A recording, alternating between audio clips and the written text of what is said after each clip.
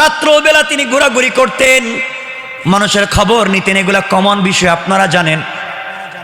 হযরত ওমর গভীর রাত্রে ঘোরাঘুরি করতেন। একদিন গভীর রজনীতে হযরত ওমর ঘর থেকে বের হলেন। দীর্ঘ পথ চলবার পরে গ্রাম ছেড়ে একটা মরুভূমির কাছাকাছি পৌঁছে গেলেন। ওখানে যাওয়ার পরে সুন্দর একটা তাঁবু দেখতে পেলেন। কথাগুলো মনোযোগ দিয়ে শোনেন। হযরত ওমর একটা তাঁবু দেখতে পেলেন। তাঁবুর কাছাকাছি পৌঁছে গেলেন।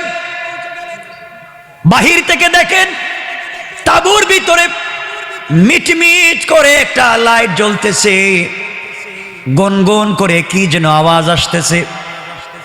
হযরত ওমর তাঁবুর কাছাকাছি পৌঁছে গেলেন। শুনেন, এই ঘরের ভিতর থেকে, তাঁবুর ভিতর থেকে গানের আওয়াজ আসতেছে। আমার আশ্চর্য হয়ে গেলেন। এই রাষ্ট্রের খলিফা আমি ওমর, এই রাষ্ট্রের সংবিধান আল কোরআন, এই রাষ্ট্রের পার্লামেন্ট হচ্ছে মদিনার মসজিদ। এই মাটিতে শুয়ে আছে না আখিরি জামানার পয়গম্বর। যেই রাষ্ট্র চলে কোরআন দিয়া, যেই রাষ্ট্রের রচয়িতা হলেন বিশ্ব নবী, আমার রাষ্ট্রের ভিতরে গান চলে, গভীর রাত্রে গান হয়, ডিজে পার্টি হয়। হযরত ওমর গরম না নরম বলেন না একটু জোরে? গরম হয়ে গেলেন। আমার রাষ্ট্রে গান চলবে, কান লাগাইয়া দিলেন, গান শুনতে লাগলেন। যার বাংলা আপনাদেরকে বলছি সংক্ষেপ করে বোঝাবার জন্য। গানের বাংলা হচ্ছে, ও আমার প্রাণের বদুয়া, আমার যৌবন টলমল করে তুমি এসে দেখে গেলা না, কতদিন হয়ে গেল তোমাকে আমি দেখি নাই। এইভাবে যখন গান বলতেছে, আমার নিজেকে সহ্য করতে পারলেন না।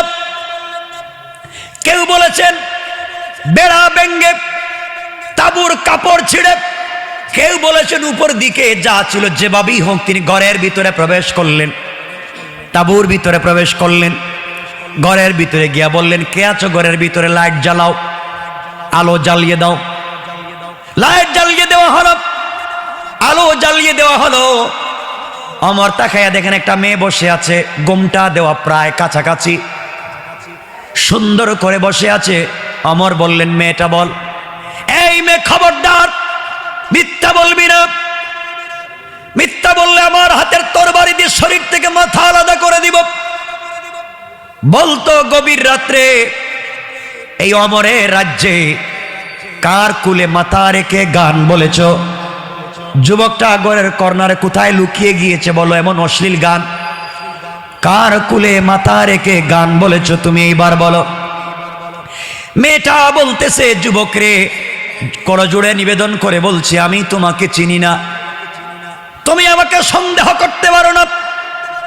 তুমি কি জানো এই রাজ্যের খলিফা ওমর গরম মানুষ? আপনি গভীর রাত্রে আমার ঘরে ঢুকেছেন, সকালবেলা আমি ওমরের দরবারে আপনার বিরুদ্ধে নালিশ করব। দাঁড়িয়ে আছে কে? ওমর মনে মনে ভাবতেছেন, আমার সামনে দাঁড়িয়ে আবার লম্বা কথা।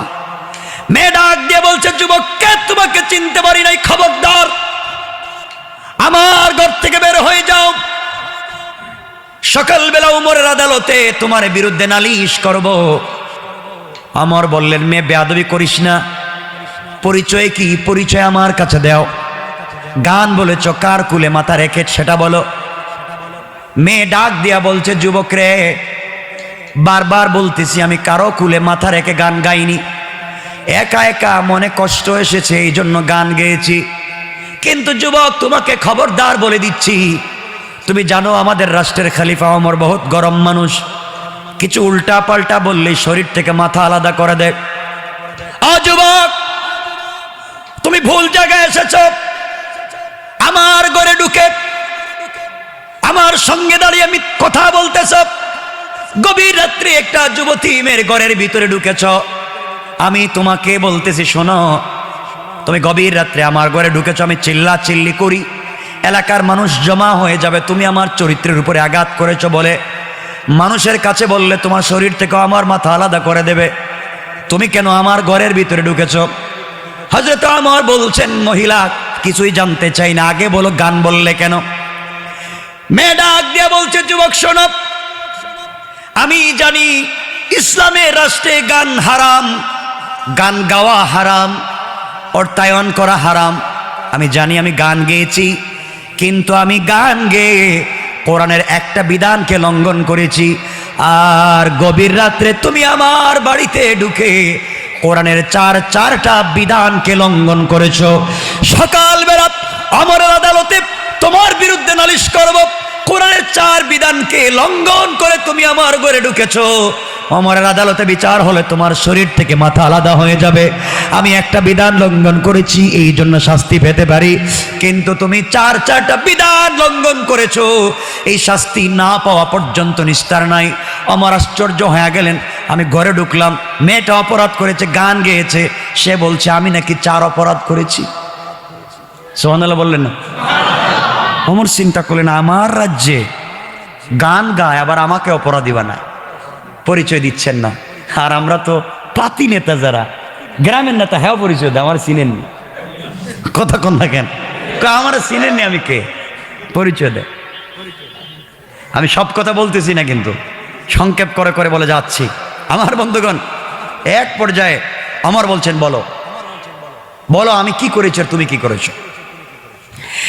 এবার মেয়ে ডাক দিয়ে বলছে, যুবক শোনো, আমি কোরআনে কারীমের 31 নম্বর সূরা লুকমানের 6 নম্বর আয়াতের বিধানকে লঙ্ঘন করেছি। আল্লাহ বলেছেন এই আয়াতে, وَمِنَ النَّاسِ مَن يَشْتَرِي لَهْوَ الْحَدِيثِ لِيُضِلَّ عَن سَبِيلِ اللَّهِ بِغَيْرِ عِلْمٍ وَيَتَّخِذَهَا هُزُوًا أُولَئِكَ لَهُمْ عَذَابٌ مُهِينٌ।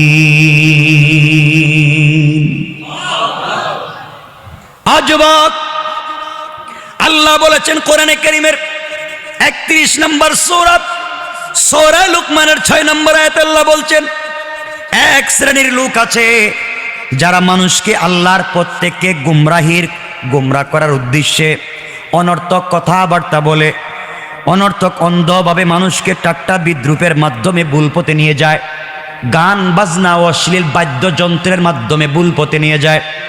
ও যুবক, এই আয়াতের ব্যাখ্যা অনুযায়ী আমি গান গেয়েছি, অশ্লীল গান, এই জন্য অন্যায় করেছি, এই জন্য আমার শাস্তি হবে। আমি গান গেয়েছি, এই জন্য অপরাধ করেছি। আমার একটা মাত্র অপরাধ, আমি গভীর রাত্রে গান গেয়েছি, এটা আমার অপরাধ। তুমি চারটা বিধান লঙ্ঘন করেছো। এই আয়াতের মাধ্যমে আল্লাহ যত গান আছে, টেপ রেকর্ডারের গান, টিভির গান, সিডির গান, মোবাইলের গান, ইউটিউবের গান, মহিলার গান, পুরুষের গান, ছেলের গান, মেয়ের গান, পৃথিবীতে যত গান আছে, বাদ্য আছে, এই আয়াতের মাধ্যমে আল্লাহ সবগুলাকে হারাম করেছেন। পড়েন সুবহানাল্লাহ। আল্লাহ গানকে হারাম করেছেন।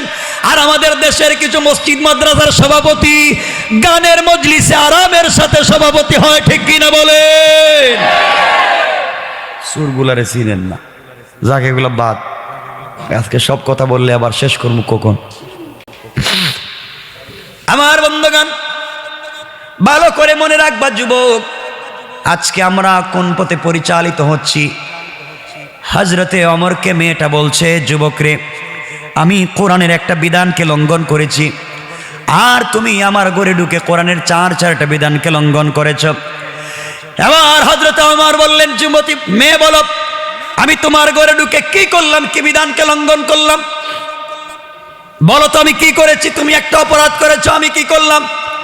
এবার মেয়ে ডাক দিয়ে বলছে, আপনার 1 নম্বর অপরাধ, আল্লাহ রাব্বুল ইজ্জত ওয়াল জালাল কোরআনে কারীমের 2 নম্বর পারা 2 নম্বর সূরা আল বাকারার 189 নম্বর আয়াতে আল্লাহ রাব্বুল ইজ্জত ওয়াল জালাল বলছেন, ইয়াসআলুনাকা আনিল আহিল্লাহ কুল হিয়া মাওয়াকিতু লিন-নাসি ওয়াল হজ ওয়ালাইসাল বিররু বিআন তা'তুল বুয়ুতা মিন যুহুরিহা ওয়ালাকিন্নাল বিররা মানিত্তাকা ওয়াতুল বুয়ুতা মিন আবওয়াবিহা ওয়াত্তাকুল্লাহা লাআল্লাকুম তুফলিহুন। আজ ওয়াক আল্লাহ রাব্বুল ইজ্জত ওয়াল জালাল কোরআনে কারীমের 2 নম্বর পারা 2 নম্বর সূরা সূরা আল বাকারার 189 নম্বর আয়াতে আল্লাহ রাব্বুল ইজ্জত ওয়াল জালাল বলছেন, তোমার নিকট যারা জিজ্ঞেস করে নতুন চাঁদের বিষয়ে, বলে দাও যে এটি মানুষের জন্য সময় নির্ধারণ এবং হজ্জের সময় ঠিক করার জন্য বানানো হয়েছে।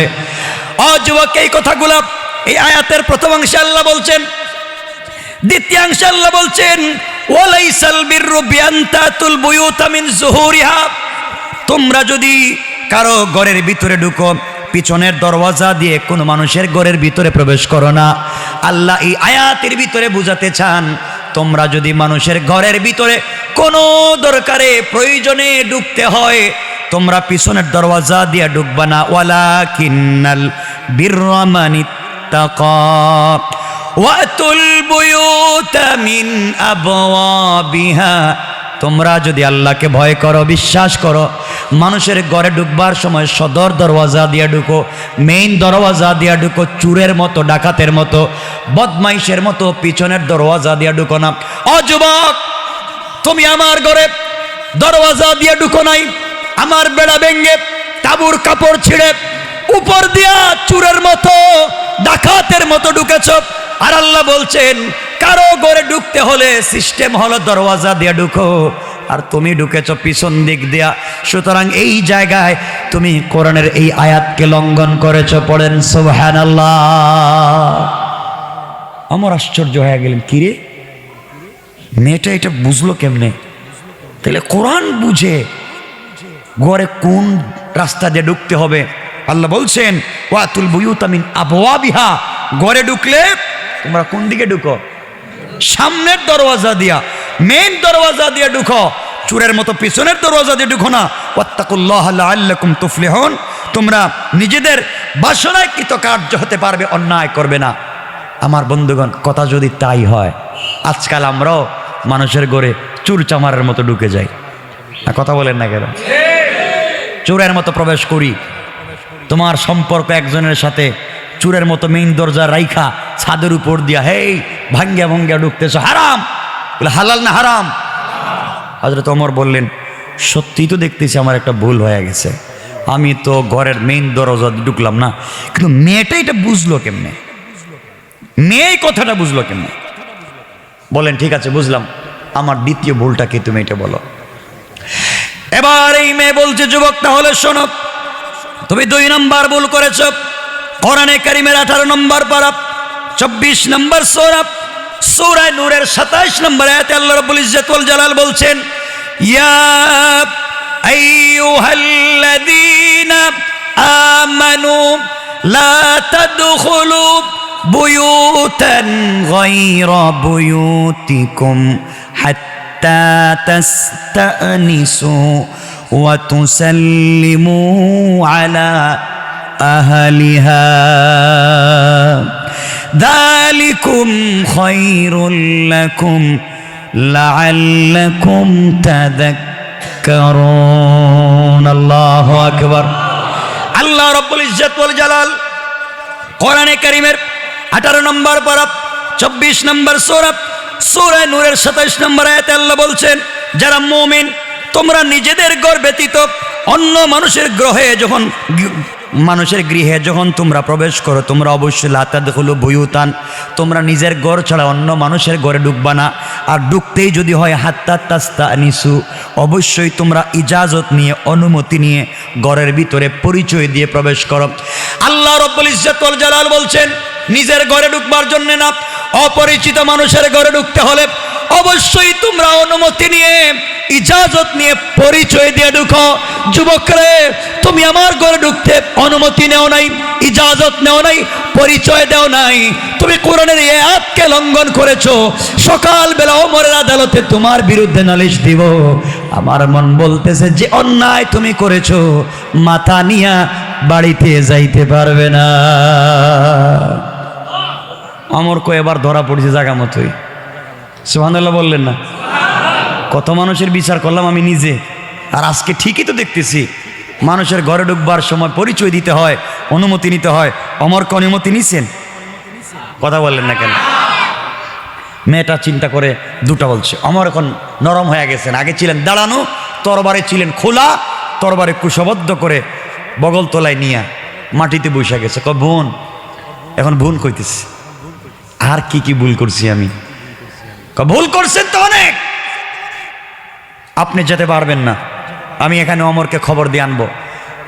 অমর বলছেন তুমি অমররে কোনোদিন দেখছো? না, অমররে তো দেখি নেই, অমররে কোনোদিন দেখি নাই।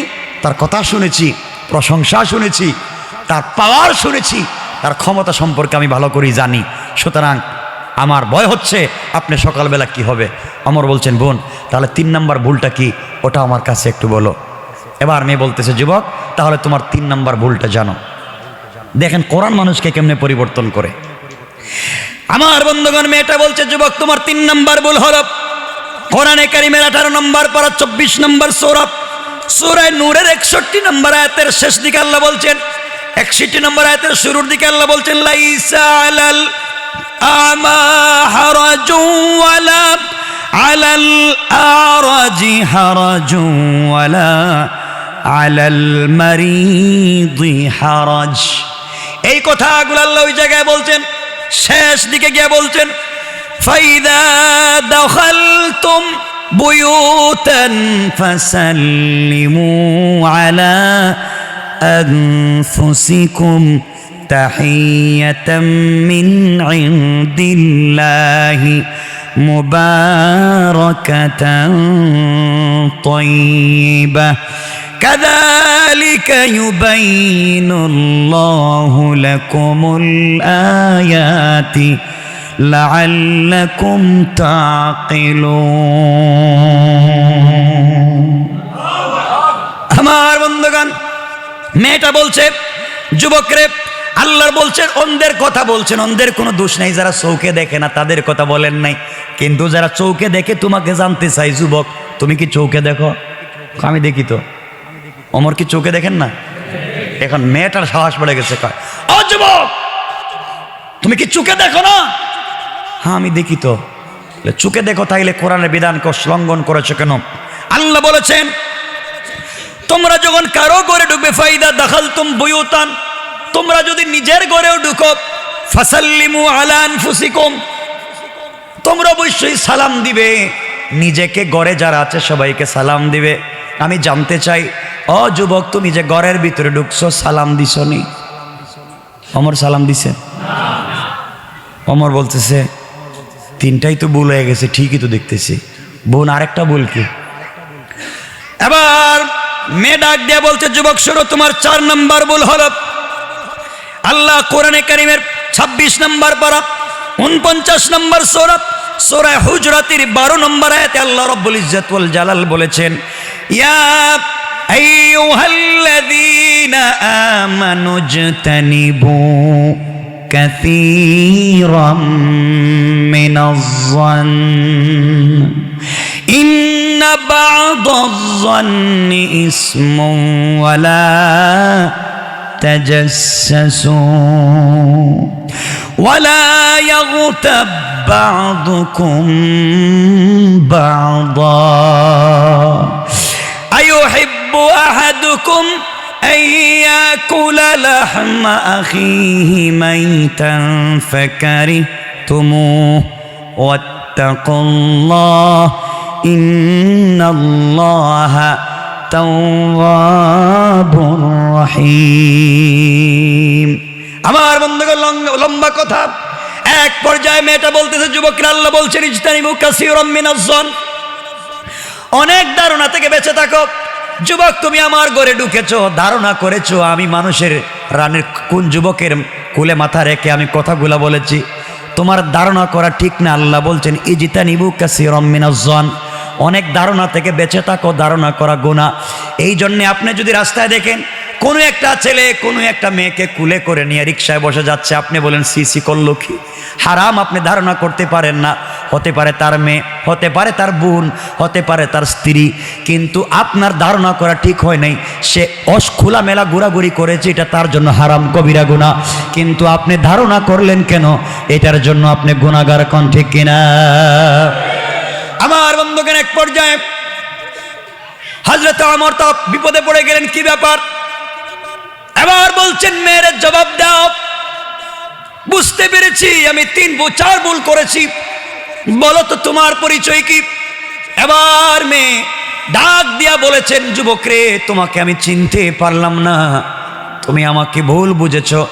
আমি দুনিয়ার সাধারণ পরিবারের কোনো মেয়ে না, আমি হলাম একজন সাহাবীর স্ত্রী, 30 পারা কোরআনের হাফেজা। আল্লাহু আকবার। আপনি যদি 30 পারা কোরআনের হাফেজা হন, তাহলে গান বলেছেন কেন? এটা আমাকে আজকে বুঝান। আমার 4টা ভুল হয়েছে, এটা ঠিক। আপনি একটা ভুল করেছেন ঠিক, কিন্তু আপনি গান বলেছেন কেন বলেন? এবার মেয়ে ডাক দিয়া বলছে, যুবক শোনো, আজ থেকে প্রায় 12 মাস আগে আমার বিয়ে হয়েছে। আমার যার সঙ্গে বিয়ে হয়েছে, 2 রিওয়ায়াত আল্লামা উবাইদুল্লাহ সিন্দি ইনকিলাবী তাফসীরে 2টা নাম বলেছেন। কেউ বলেছেন সাদ বিন আব্দুল্লাহ, আর কেউ বলেছেন আব্দুল্লাহ বিন সাদ। আমার স্বামীর নাম আব্দুল্লাহ বিন সাদ। 1 বছর আগে আমাদের বিয়ে হয়েছে। যুবক, আমার স্বামী মদিনার একজন বিশ্বস্ত সুন্দর ছেলে, একজন যোদ্ধা, আল্লাহওয়ালা। আমার স্বামীর সঙ্গে 1 বছর আগে যখন আমার বিয়ে হয়, বিয়ের দিনে আত্মীয় স্বজন সকলেই বসা, সকলেই যখন হাজির, আমিও কোনোদিন আমার স্বামীকে দেখি নাই। আমিও মদিনার একজন সুন্দরী মেয়ে, সম্ভ্রান্ত পরিবারের মেয়ে, কোরআনের হাফেজা। আমি আমার স্বামীকে জিন্দেগিতে দেখি নাই, স্বামী আমাকে দেখেন নাই। আমাদের বিয়ে হয়েছে 1 বছর আগে। যেই দিন আমাদের বিয়ে হয়েছে, আত্মীয় স্বজন সবাই মিলে যখন খাওয়া দাওয়া হচ্ছে, আমরা কালিমা পড়ে ফেললাম, কালিমা পড়ে ফেলেছি, কবুল করে ফেলেছি। ওই সময় যখন আমাদের বিয়ে হয়ে গেল, বিয়ের পরে আমার মনে হচ্ছিল আমি সুন্দর করে সেজে গুজে অর্নামেন্টস জুয়েলারি পরে ঘরের একটা কর্নারে আমি বসেছিলাম, যেন কোনোভাবেই আমার স্বামী আসবে, আমাকে দেখবে, আমার সঙ্গে কথা বলবে, এই জন্যে আমি বসেছিলাম।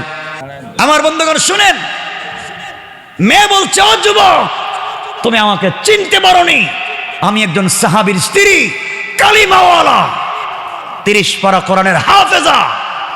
আমার স্বামী আব্দুল্লাহ বিন সাদ একজন নির্ভরযোগ্য সত্যবাদী যোদ্ধা, আর তুমি আমাকে আজকে বলছো আমি গান গেয়েছি, তুমি 4 অপরাধ করেছো, আগামীকালকে তোমাকে ওমর আদালতে উঠানো হবে, বিচার হবে, শাস্তি তোমাকে পেতেই হবে।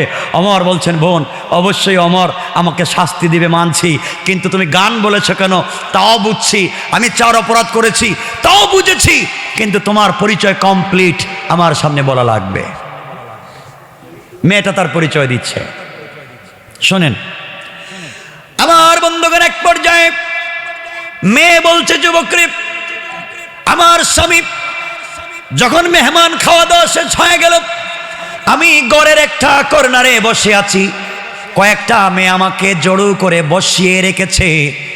আজ আমার স্বামীর সঙ্গে আমার দেখা হবে, ফুল সজ্জার রাত্র, কত কথা জমিয়ে রেখেছি, স্বামীর সঙ্গে কথা বলবো।